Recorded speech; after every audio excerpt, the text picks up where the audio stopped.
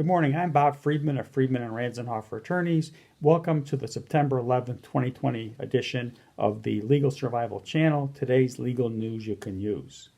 The defendant commenced an Article 78 proceeding challenging a determination of the New York State DMV revoking his driver's license based on his refusal to submit to a chemical breath test.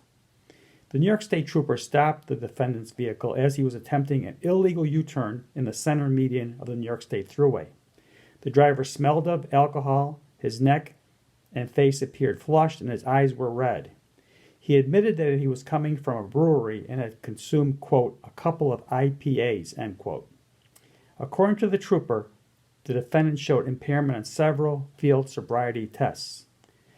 Trooper placed the defendant under arrest, requested he submit to a preliminary breath test, and informed him that his refusal was punishable by a traffic ticket. The defendant refused the preliminary breath test.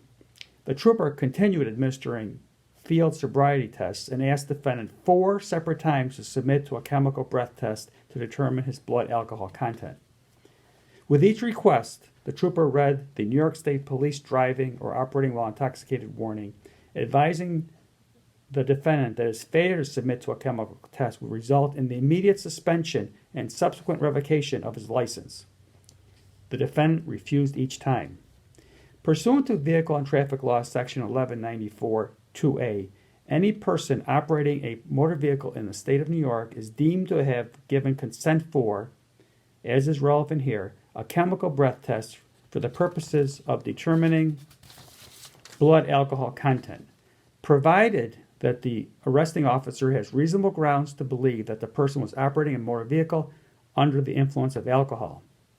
If, after being placed under arrest and being informed of the consequences of refusal, the individual refuses to submit to a chemical breath test, his or her driver's license shall be revoked, regardless of whether the arrest results in a criminal conviction.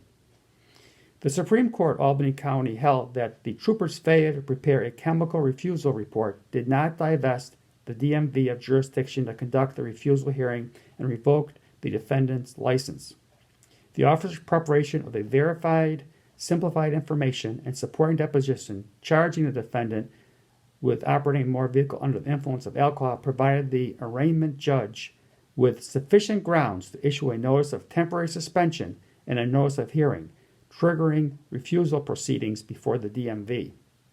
The trooper's testimony at the refusal hearing, which was subject to cross-examination, provided the defendant with adequate opportunity to challenge the grounds for revocation as required by due process. Thus, the defendant's Article 78 petition was denied. For further information on the rights of DWI defendants, see our free New York DWI guide.